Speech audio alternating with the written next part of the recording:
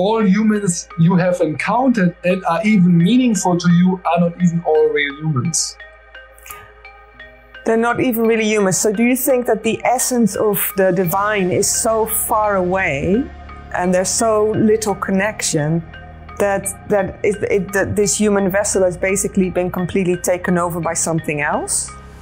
That's one side, and that's one element, but there are many elements. There's like a whole legion of negative, like demonic astral entities having the ability and the capacity to take human form on. Like that is one option. Then another option is humans that lost their spirit-body connection and then they are possessed and then they are taken over and become parasitic.